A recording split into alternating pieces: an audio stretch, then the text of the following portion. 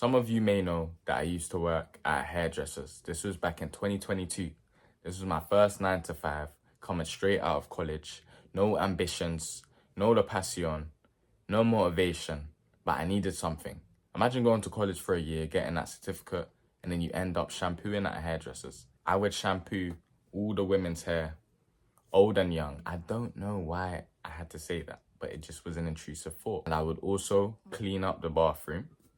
I would also have to clean the outside area, the garden bit, and bear in mind it was around winter time. I had to clean the staff room.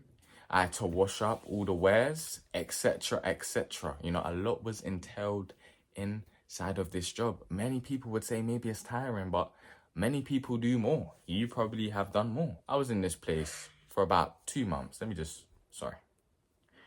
in this place for about 2 months, right? And I would have been there for free. But I had to make a departure. And I'm going to tell you why. For the most part, me and the owner would get along. I wouldn't say we were best friends. I didn't go out my way to talk to him.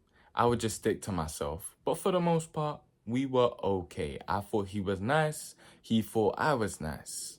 But later on to me working at this hairdresser's, I started to see this man's true colors. At first, what he would do to me is he would walk up to me and clap right in front of my face. Now, bear in mind, I did see him do this to other people, but it was to try and make them scared. And I didn't jump once, because why am I getting scared when I'm in a hairdresser's? Anyway, I'm not even trying to be funny, but what am I going to get startled from? I'm feeling comfy. I'm comfortable. Half the time the shop's empty anyway. You know when somebody can't seem to annoy you, so they do it more? That is exactly what was happening with this guy, with this funny guy. So instead of actually trying to scare me like he did with other people, I don't want to sound dramatic, like, you know, it's just a joke, right? Instead of him doing that, he would do it while I am completely in the moment and I can see him walking up to me. He'll go like this, in my face, every single time I was working there. He would do that every shift. No word of a lie. He would come up to me and clap right in my face. Now listen, I would consider myself quite a calm and collective guy. But sometimes my head does get hot.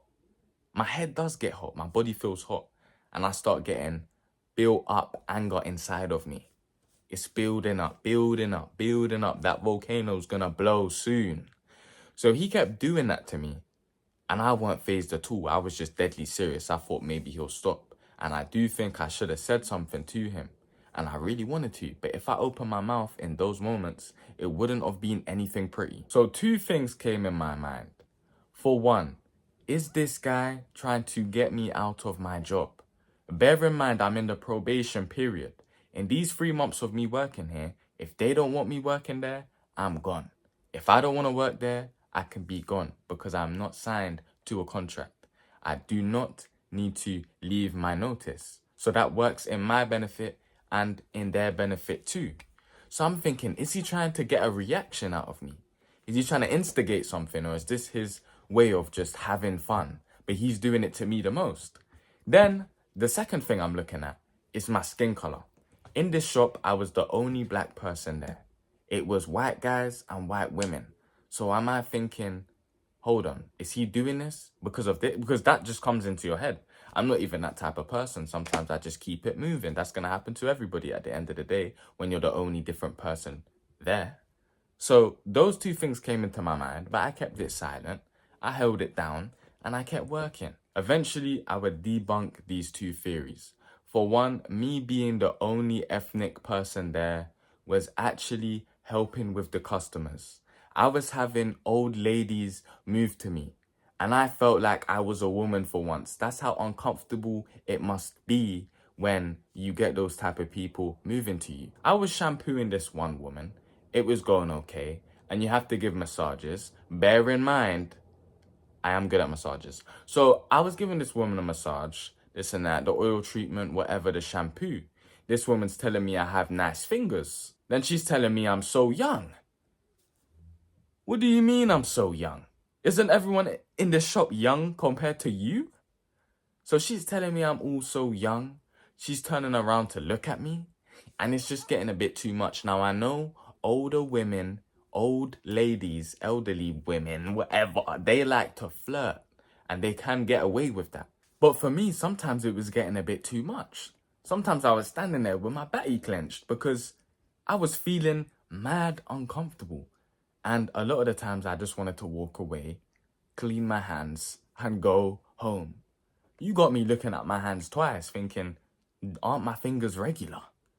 They're in your hair right now, but they look pretty regular to me.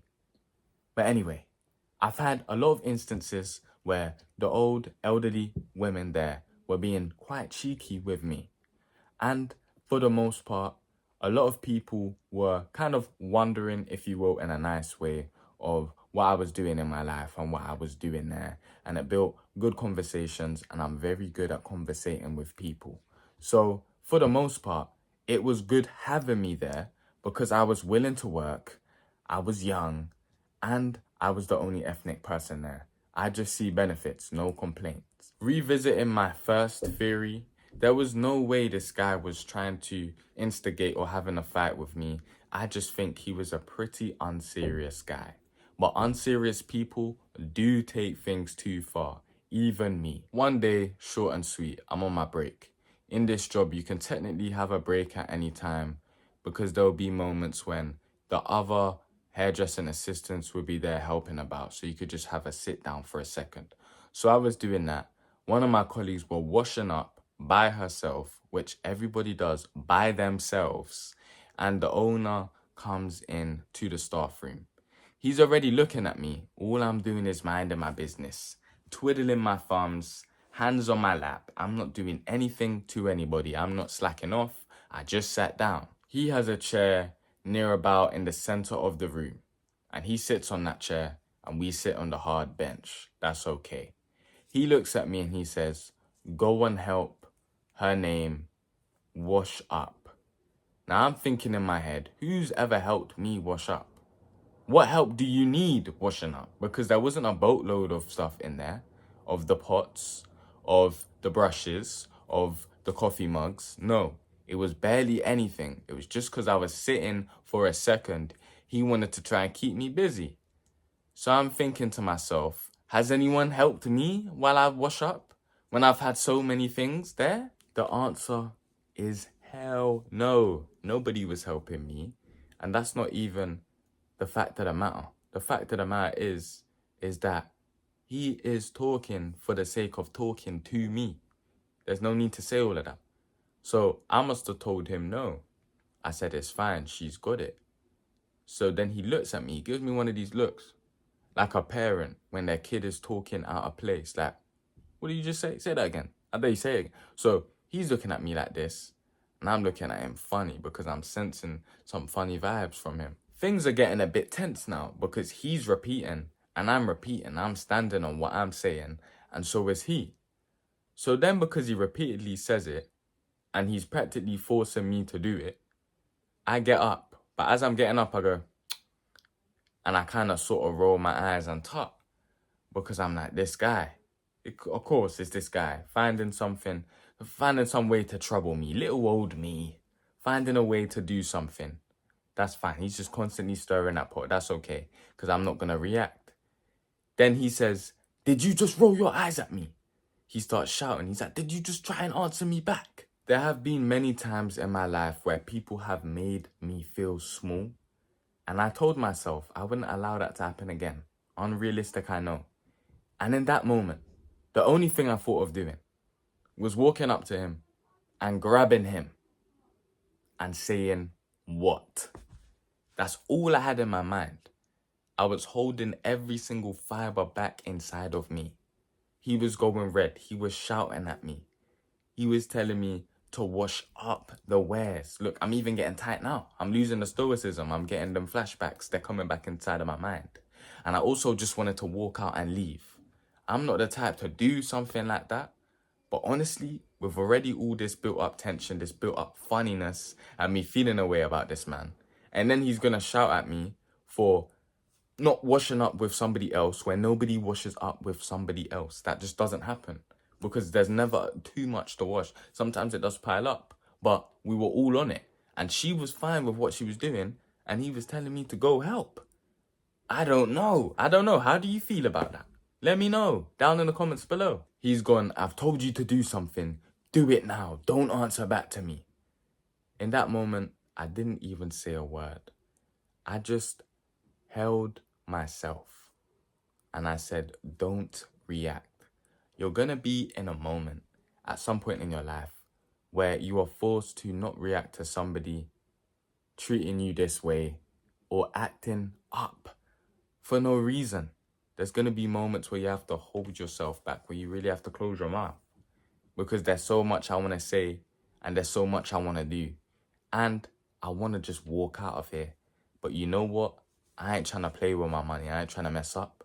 So in the end, what I ended up doing was just simply washing up the wares with my colleague. And I felt like bread. After this instance, I have suffered immensely. Every time I go to wash my own dishes, I get PTSD.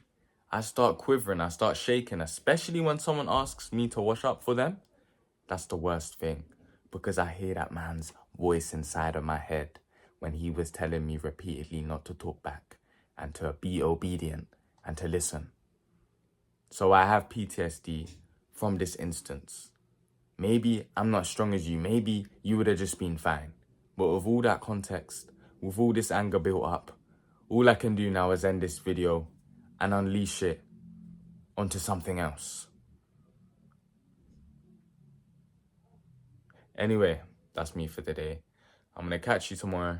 Let me know if I should do more story times. I kind of got knocked off course. I want to show you guys something quickly before I end the video, and I'm just going to end it like that. And I don't even know if I should show you guys in this video, and I don't even... Ah, yes, my favorite meal of the day. Ah! Look at that, look at that. Look at the cheese on that bad boy. It's gone. All right, in a bit.